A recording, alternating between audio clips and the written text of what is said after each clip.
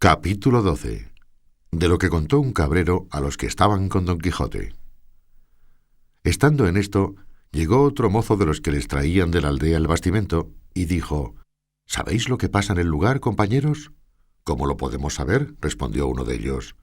Pues sabed, prosiguió el mozo, que murió esta mañana aquel famoso pastor estudiante llamado Grisóstomo, y se murmura que ha muerto de amores de aquella endiablada moza de Marcela, la hija de Guillermo el Rico, aquella que se anda en hábito de pastora por esos andurriales. —¿Por Marcela dirás? —dijo uno. —Por esa digo —respondió el cabrero—, y es lo bueno que mandó en su testamento que le enterrasen en el campo como si fuera moro, y que sea al pie de la peña donde está la fuente del Alcornoque, porque según es fama, y él dicen que lo dijo, aquel lugar es a donde él la vio la vez primera. Y también mandó otras cosas tales que los abades del pueblo dicen que no se han de cumplir, ni es bien que se cumplan, porque parecen de gentiles. A todo lo cual responde aquel gran su amigo Ambrosio el estudiante, que también se vistió de pastor con él, que se ha de cumplir todo sin faltar nada, como lo dejó mandado Grisóstomo, y sobre esto anda el pueblo alborotado. Mas a lo que se dice, en fin se hará lo que Ambrosio y todos los pastores sus amigos quieren, y mañana le vienen a enterrar con gran pompa a donde tengo dicho, y tengo para mí que ha de ser cosa muy de ver. A lo menos yo no dejaré de ir a verla, si supiese no volver mañana al lugar. —Todos haremos lo mismo —respondieron los cabreros—, y echaremos suertes a quien ha de quedar a guardar las cabras de todos. —Bien dices, Pedro —dijo uno de ellos—, aunque no será menester usar de esa diligencia, que yo me quedaré por todos, y no lo atribuyas a virtud o a poca curiosidad mía, sino a que no me dejan dar el garrancho que el otro día me pasó a este pie. —Con todo eso te lo agradecemos —respondió Pedro. Y Don Quijote rogó a Pedro le dijese qué muerto era aquel y qué pastora aquella. A lo cual Pedro respondió que lo que sabía era que el muerto era un hijodalgo rico, vecino de un lugar que estaba en aquellas sierras, el cual había sido estudiante muchos años en Salamanca, al cabo de los cuales había vuelto a su lugar con opinión de muy sabio y muy leído. Principalmente decían que sabía la ciencia de las estrellas y de lo que pasan allá en el cielo el sol y la luna, porque puntualmente nos decía el cris del sol y de la luna. —Eclipse se llama, amigo, que no cris, el escurecerse esos dos luminares mayores —dijo Don Quijote. Mas Pedro, no reparando en niñerías, prosiguió su cuento diciendo: asimismo adivinaba cuándo había de ser el año abundante o estil. —Estéril, queréis decir, amigo —dijo Don Quijote. —Estéril o estil —respondió Pedro—, todo se sale allá.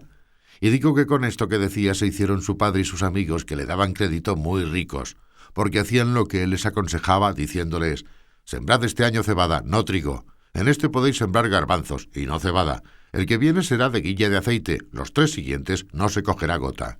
Esa ciencia se llama astrología, dijo Don Quijote. No sé yo cómo se llama, replicó Pedro, mas sé que todo esto sabía y aún más. Finalmente no pasaron muchos meses después que vino de Salamanca, cuando un día remaneció vestido de pastor con su cayado y pellico, habiéndose quitado los hábitos largos que como escolar traía, y juntamente se vistió con él de pastor otro su grande amigo llamado Ambrosio, que había sido su compañero en los estudios. Olvidábaseme de decir cómo Grisóstomo el difunto fue grande hombre de componer coplas, tanto que él hacía los villancicos para la noche del nacimiento del Señor y los autos para el día de Dios, que los representaban los mozos de nuestro pueblo, y todos decían que eran por el cabo. Cuando los del lugar vieron tan de improviso vestidos de pastores a los 2 escolares, quedaron admirados y no podían adivinar la causa que les había movido a hacer aquella tan extraña mudanza. Ya en este tiempo era muerto el padre de nuestro Grisóstomo, y él quedó heredero en mucha cantidad de hacienda, ansí en muebles como en raíces, y en no pequeña cantidad de ganado mayor y menor, y en gran cantidad de dineros, de todo lo cual quedó el mozo señor desoluto, y en verdad que todo lo merecía, que era muy buen compañero y caritativo y amigo de los buenos, y tenía una cara como una bendición. Después se vino a entender que el haberse mudado de traje no había sido por otra cosa que por andarse por estos despoblados en pos de aquella pastora Marcela que nuestro zagal nombró denantes, de la cual se había enamorado el pobre difunto de Grisóstomo. Y quiero os decir ahora, porque es bien que lo sepáis, quién es esta rapaza. Quizá y aun sin quizá no habréis oído semejante cosa en todos los días de vuestra vida, aunque viváis más años que sarna. —Decid sarra —replicó Don Quijote, no pudiendo sufrir el trocar de los vocablos del cabrero. —Harto vive la sarna —respondió Pedro—, y si es señor que me habéis de andar zaheriendo a cada paso los vocablos, no acabaremos en un año. —Perdonad, amigo —dijo Don Quijote—, que por haber tanta diferencia de sarna a sarra os lo dije, pero vos respondisteis muy bien, porque vive más sarna que sarra, y proseguid vuestra historia, que no os replicaré más en nada. Digo pues, señor mío de mi alma, dijo el cabrero, que en nuestra aldea hubo un labrador aún más rico que el padre de Grisóstomo, el cual se llamaba Guillermo, y al cual dio Dios, amén de las muchas y grandes riquezas, una hija de cuyo parto murió su madre, que fue la más honrada mujer que hubo en todos estos contornos. No parece sino que ahora la veo con aquella cara que del un cabo tenía el sol y del otro la luna, y sobre todo hacendosa y amiga de los pobres, por lo que creo que debe de estar su ánima a la hora de ahora, gozando de Dios en el otro mundo.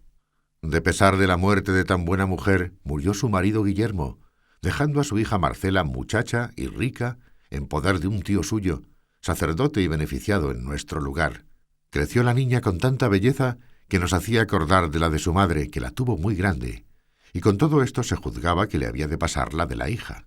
Y así fue, que cuando llegó a edad de 14 a 15 años, nadie la miraba que no bendecía a Dios, que tan hermosa la había criado, y los más quedaban enamorados y perdidos por ella. Guardábala su tío con mucho recato y con mucho encerramiento, pero con todo esto, la fama de su mucha hermosura se extendió de manera que así por ella, como por sus muchas riquezas, no solamente de los de nuestro pueblo, sino de los de muchas leguas a la redonda y de los mejores de ellos, era rogado, solicitado e importunado su tío se la diese por mujer. Mas él, que a las derechas es buen cristiano, aunque quisiera casarla luego, así como la vio de edad, no quiso hacerlo sin su consentimiento, sin tener ojo a la ganancia y granjería que le ofrecía el tener la hacienda de la moza dilatando su casamiento. Y a fe que se dijo esto en más de un corrillo en el pueblo en alabanza del buen sacerdote. Que quiero que sepa, señor andante, que en estos lugares cortos de todo se trata y de todo se murmura, y tened para vos, como yo tengo para mí, que debía de ser demasiadamente bueno el clérigo que obliga a sus feligreses a que digan bien de él, especialmente en las aldeas. Así es la verdad, dijo don Quijote, y proseguid adelante, que el cuento es muy bueno, y vos, buen Pedro, le contáis con muy buena gracia. La del señor no me falte, que es la que hace al caso. Y en lo demás sabréis que aunque el tío proponía a la sobrina y le decía las calidades de cada uno en particular de los muchos que por mujer la pedía, rogándole que se casase y escogiese a su gusto, jamás ella respondió otra cosa sino que por entonces no quería casarse, y que por ser tan muchacha no se sentía hábil para poder llevar la carga del matrimonio. Con estas que daba al parecer justas excusas, dejaba el tío de importunarla y esperaba a que entrase algo más en edad y ella supiese escoger compañía a su gusto. Porque decía él, y decía muy bien, que no habían de dar los padres a sus hijos estado contra su voluntad. Pero hételo aquí, cuando no me cato, que remanece un día la melindrosa Marcela hecha pastora, y sin ser parte su tío ni todos los del pueblo que se lo desaconsejaban, dio en irse al campo con las demás zagalas del lugar, y dio en guardar su mesmo ganado. Y así como ella salió en público y su hermosura se vio al descubierto, no sabré buenamente decir cuántos ricos mancebos, hidalgos y labradores han tomado el traje de Grisóstomo y la andan requebrando por esos campos, uno de los cuales, como ya está dicho, fue nuestro difunto, del cual decían que la dejaba de querer y la adoraba. Y no se piense que porque Marcela se puso en aquella libertad y vida tan suelta y de tan poco o ningún recogimiento, que por eso ha dado indicio, ni por semejas, que venga en menoscabo de su honestidad y recato.